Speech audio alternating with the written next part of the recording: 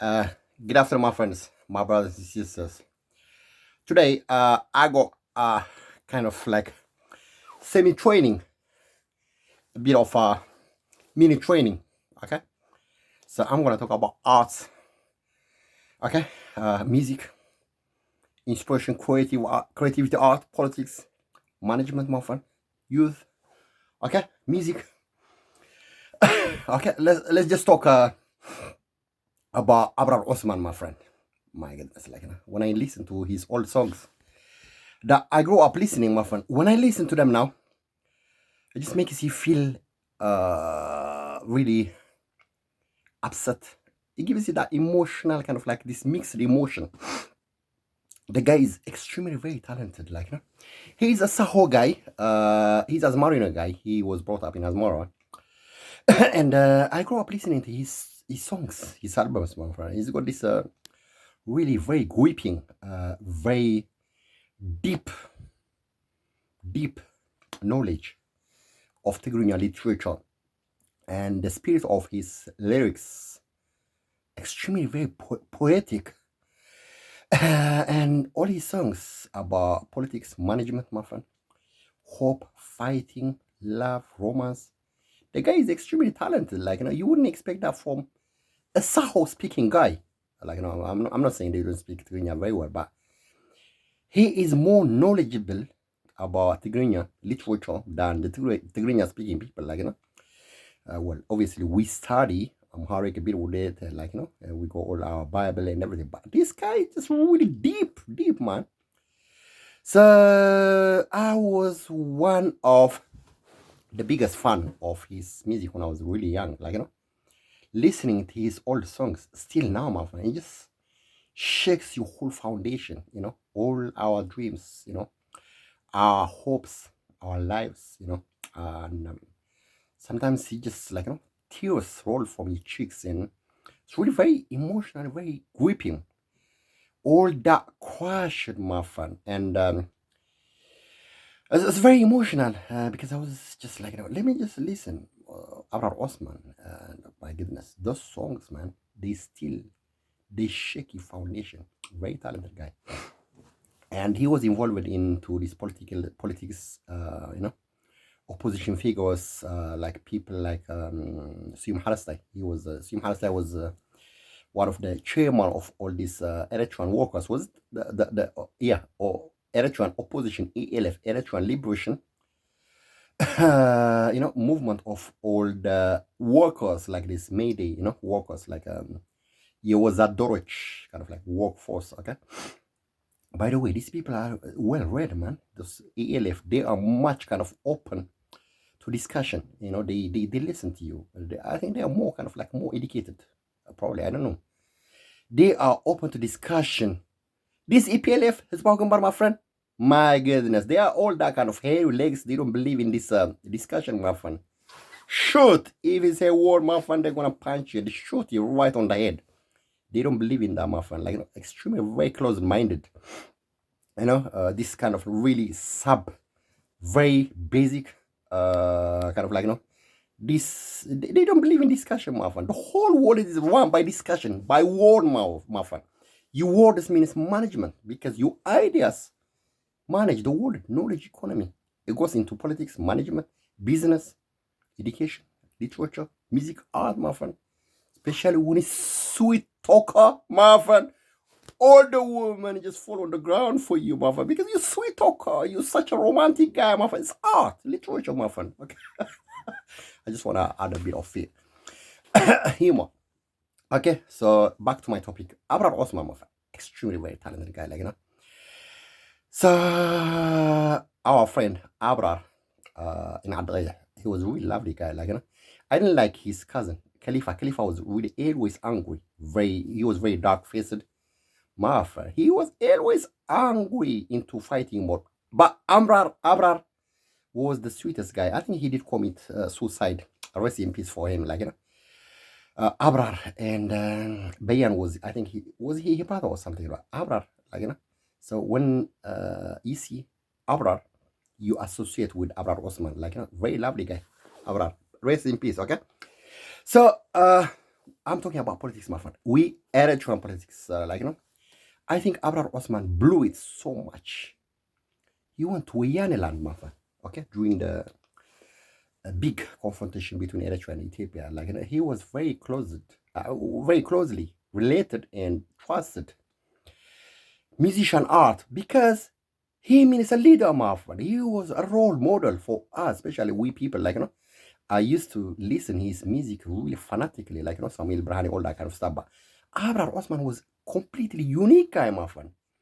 Extremely, very deep, knowledgeable artist guy, a true genius leader, Well, Samuel Brahani is good, and his brother, Hagus Brahani, is very good, but you wouldn't compare with Abrar Osman. The guy is really passionate, and he meant it, his words, his poetic words, his lyrics, they reverberate, it gives you hope, inspiration, my friend. Sometimes it makes you cry, sometimes it makes you laugh, sometimes it makes you fall in love, even with an ugly woman. That is to the extent how talented he is. He is extremely very genius leader. Okay, well, you wouldn't give to other people something that didn't work, but this guy has worked for it, So, but he blew it. He was following, I think, people like this, Siyum Halastai. I think he passed away. So they had this movement called Simrat. So Abrar Osman was all over the place with Wayane, all these Oromo people, Amhara people in Addis Ababa, Mekele, everything, all this Bishuftu, okay? That guy, it was a big big blow, especially for me. Well, I'm talking about myself, I do understand. I'm 100% sure there are a lot of Eritreans from around Adre area, especially those are into kind of art, literature, and highly aware, very intelligent people from the intelligentsia. When you have that really big dream, hope someone you put a lot of weight as your role model, kind of like this dummy god, kind of this people like that you always constantly listen their album, their songs, my friend. Hudmona, okay, Ajabe, my goodness, all his songs, all in a sudden, my friend, he goes to the Wayane land and he becomes key figure in the opposition figures in Ethiopia. All in a sudden, your world crashes apart. It just blows your mind. And all the people you figureheads, my friend, you are left alone just to fend for yourself. As a leader for yourself, it's like this little cubs, lion cubs, with their dad or mom. Leave them away. This little cub, lioness or lions, they are left on their own. That is what Abrar Osman did. I don't know how the Eritreans see it, because we Eritreans from the Akologzai area, I think our ancestors, ancestors were very very wise people, So the power was shared among, and we are brothers and sisters, all the Saho, Asaburta, Tigrinya, they were originally our brothers, Tigrinya, okay? They are Christians, they are our flesh and our blood, okay? It was after the Ottoman Empire came, so Muhammad threatened the shit out of them and by a sword, and they converted into Islam. I'm not just thinking me out of them, So they are part of us, okay? So they had the wisdom, my friend. They were sharing the power equally. If the Tigrinya people from the area, if their power and influence in control and influence in the Red Sea caravan trade access, okay, which was stuck somewhere in Halai, Honda area, was shared equally amongst the whole community members, my friend, okay? So every quintal is 100 kilo of all the cereals, everything, honey, everything that's brought from Gonda, from Tigray, from Shoa, from Oromo, passing by the Red Sea, Masawa. Maybe you might have been Adulis a long time ago. For a lot of beast of a donkey was, I think, how much was it? Is it one bir or something? It was taxed that. So the whole money was collected and distributed amongst the community life for defense, social care, okay, wealth was distributed among these all regions, administrators of the area from both sides, Asaborta, Saho, Tigrinya, okay? They were sharing it, okay? So all these were taxes somewhere in Hamhamo, everything, okay? So we had a full functioning government, my friend, okay? Very effective. So if there is a war, if there are any warrior leaders, chieftains, come from Tigray, like people like Wube or people like this Alula, all these people, Moronic people from Tigray, my friend, all the people gather together and my friend, they defend and fight them. Okay? That is when that trick, all the money accumulated by the taxes of all these exporters, honey, cereals, everything, was invested, my friend, for the soldiers, for the defenders, my friend. So you had all these people called Shimendi. These were the leaders that were elected by the people, depending how strong warriors, how intelligent they are, my friend, how they wage the wars, how they defend their community. Okay? So this is the wisdom, power, equilibrium of amongst the Turunya speaking, okay, and the Saho, which were more kind of in line with the Muslim influence, Egypt, Saudi Arabia, Sudan, everything, okay? So if the power of the Tigrinya speaking, which were more influenced by the Tigrinya Christian in Amhara, if their power was a bit waning and getting weaker, they were depending on the Muslims who are more linked with Sudan, Saudi Arabia, Egypt, the Muslim world up. Okay? If the Muslims' power was getting weaker, my friend, the Muslims were depending on the Christians. So they had a power, equilibrium, balance, always watching it so that they don't get lost, my friend. Okay? So I think in the spirit of that line of thought, they, all of them, the elders of Akaloguzai, Hazomo, everything, Arat, Bounty, all of them, okay, sat down together, the Christians and the Muslims, somewhere in Maisarau near Kwatit, and they drafted a local customary constitution called Mi'e Mahaza. Mi'e means Naga, means, okay, yeah, I like that. I concur with it. I agree. Mi'e, it's our word, okay? And Haza means ear catch mouth, and I like the verses. I like the clauses. 0.1 to 100. I like them. So the South says, Mi'e, yes, I agree. And the Christian says, Haza, yes, I like it, my friend. Mark it. I agree, okay? So they call their constitution, okay, Mi'e Mahaza, somewhere around Maisara, near Kwatit, Mi'e Mahaza. So our constitution, local customary constitution called Mi'e Mahaza, both Tigrinya and Saho, okay, means yes, we all agree.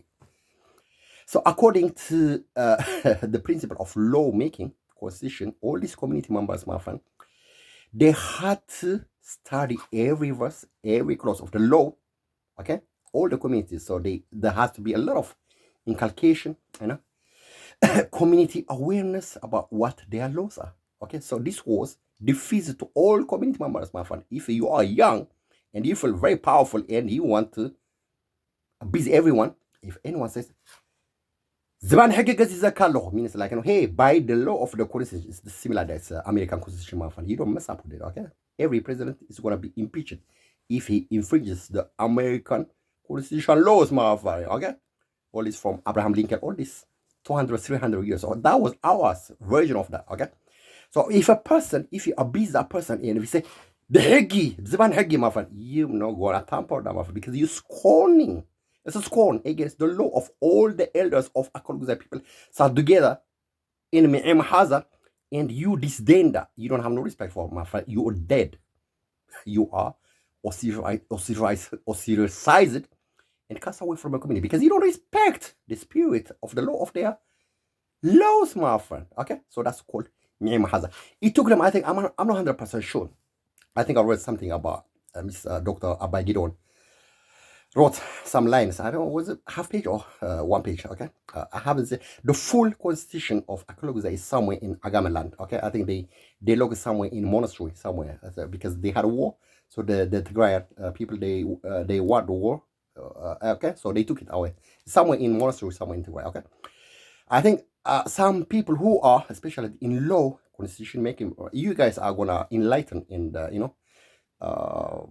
make us learn. You can teach us. That's not my specialty area, but I just want to give you the whole spirit of the law. Okay, I'm not 100% sure whether that power equilibrium between the Muslims and the Christians was enshrined and recorded in the constitution. I'm not 100% sure, but it's always tacitly. It's not said, maybe not in paper, but it's understandable, my friend. You don't upset that power balance equilibrium, okay?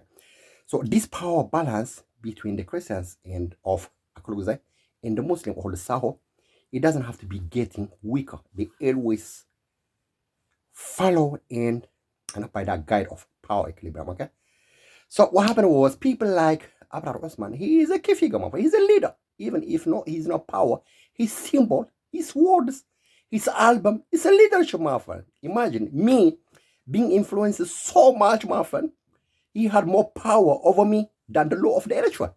It's really unbelievable how much influence he had. So all in a sudden, my friend, he went to Ethiopia.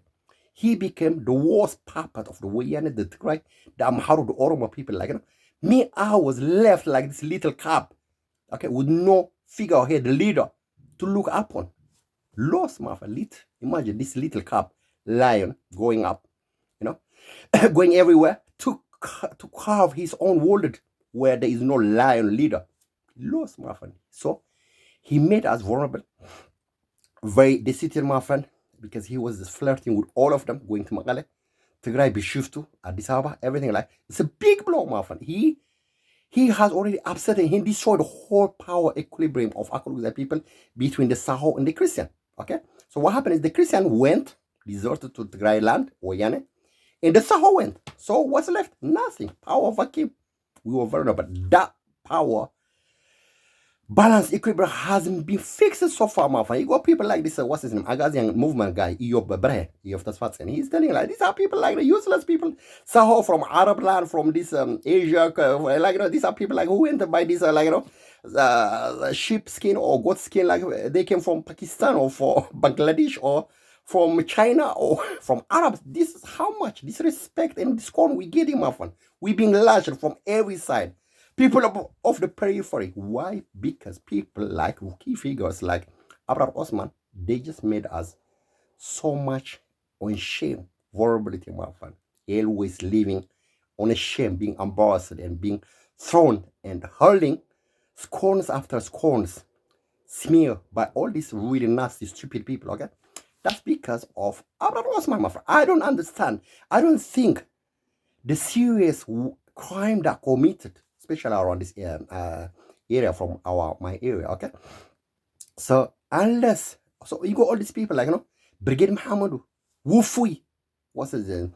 John Brigade, what's the other? John Black, all these people, these are little farmer kids, my friend. Of course, they might have some, high school education. They were teachers, everything. The maximum they had was just TTI, teachers training institutes in Asmara, diploma. Just they had a degree, my friend. But they didn't know what was going on about the constitution of Eritrea, Akuluguzai people. They don't have nothing, my friend. They don't have any role models to teach them. It was people like Abraham Osman who was supposed to do that. But he deserted and left Eritrea, went to Wayanaland, and these young, vulnerable kids, they're going to Tigray. They're telling, hey, we are Tagaro. Okay, so the Eritrea has gone failed because of people like Abraham Osman. Okay, it was something that I have kept in mind inside me for so many years. But it's time for, because there's a word what they call people like legacy, my friend. If you listen to Abraham Osman's songs, my friend, he just shares so much tears, my friend. In sadness, it's just a mix of emotions. Okay, so they followed him. People like all these young leaders, wannabe leaders. Okay, he carved out a world of embarrassment to these guys. Now he's just bringing all these people. He's telling us we're Eritreans, my friend. They followed you to Tigray. They became Tagaru. Okay, they became Agame. They became Oromo. They became Amhara. They are in Bardar, womanizing the same way that he did, Mr. Abraham Osman. They're enjoying their life with the woman, my friend. Very weak boys, always leaving just to kind of impress women of Tigray, women of Adigrat, women of Adwa, Shire, women of Bishuftu, Addis Ababa, because they are lion cubs. They don't have no leader, lion figure who's gonna articulate and teach them what was in the past. Okay, so this constitution drafting of Mi'im Haza, it took them, I think, I'm not 100% sure, between 7 and 9 years. Imagine all these separate people, villagers, educated, ship tender, a farmer, fisher from Masawa, everything, all of them. It took them 7 to 9 years, Martha. It never happened in Israel, I think. Just to draft a law, a commonality law, all of you together, bicker, fight over little clauses. But alas, after 7 years, 9 years, I'm not 100% sure the time range. They already say, me mahaza. Tama nagakini. Me naga. I like it. And the Tigrinya says, Haza, yeah, Haza, Koma Blada. Haza, I agree. Okay? But nobody shares this. I'm not 100% sure whether Mr. Arar Osman know these things. I don't think he's that much articulated to express all this kind of idea. He just, what he does is just like, he tells you like, hey, I'm going to Istanbul to do some show. I'm going to Saudi Arabia, to Egypt, Cairo, to Makale, to Tigray, to Oromia, in Germany, in London, my friend. But he doesn't teach this, my friend, this articulation. I like, because I was listening to his song and he just evoked a lot of memories, my friend, all the ups and downs that we went through. And that smart movement of that power balance of equilibrium between the Saho, as I support all these people, Muslim, Akalugza people, and the Tigrinya people, power equilibrium is lost. Now, you young people, you have to keep that smart constitution, read and try to understand the spirit of the constitution. The spirit was for us, all of us, to glue us together as one unified people, power, my friend. Anyone that shakes that power balance equilibrium means we're lost, my friend. Okay, so you young people, stop parroting papagala. Okay, we are the chance, my friend. Okay, so keep that, my friend. Read it. Try to understand the message, the spirit of the constitution. Okay, we are within overall, big picture of Eritrea. Okay, whether we like it or not, even if we go to Tigray or Sudan, whatever, we have to have that power balance equilibrium of our local administration of our constitution. Let's read it. You smart people who are into law and constitution making, everything, come on, educate us. It's not my subject area, it's not my specialty, but I have a kind of like this understanding, and I thought to share with you guys. Hopefully, it might inspire you, it might make you sad, but it's not too late, my friend. So all these military leaders, they, to some extent, sometimes they had around 100,000 soldiers, my friend. Shimendi was the leader, being elected by all the community members of Akologzai, or the Saho, Tigrinya, whatever it is, depending, when they see people, all of them, when they see the person is very competent, okay, intellectually, military-wise, strategy, okay, education-wise, physically, everything, my friend, charisma, everything, art, everything, then they bestow upon him a title called Shimendi. It's a big power, my friend, okay? So if you're going to be Shimendi, okay, try to understand everything. Consult Mr. Arar Osman how it was, so that he can translate for you in Saho, Asaborta. I can translate for you as well, like, I speak very fluent Saho, okay? But he can teach it to you in Arabic as well. It's not too late. He can fix all the dessert, like, all the problems that he caused all these years, my friend, okay? And tell him just to throw away that Futsumbarha or whatever. Like, he just only got good looks, but stupid damn head guy, like, but he hasn't got no brain. I don't know why Arar Osman is just like, I don't know. But these are leaders, my friend, okay? So that's legacy, okay? When people, I heard a lot of people use this word legacy. I don't think they understand the true meaning, real meaning of legacy. Legacy is like, people like Arar Osman, all these big figurehead people, listen to their albums. Their albums means their book, okay? Book with music, spiced with a lot of patriotic words. That's their book, legacy. But they mix it all together. They created it. They sustained it for so many years, okay? But they destroyed it as well, okay? Era of judgment. The era of judgment being following every little good shape woman, my friend, in Tigray, Makale. If you meet another beautiful looking in Oromia, you go to Oromia, Bishoftu. If she is this well-spoken, articulate, beautiful supermodel girl, you go following her thighs to Addis Ababa, my friend. Oh yeah, they konjo. Hoodie, Belang, Anjiti, like, you go everywhere, my friend, okay?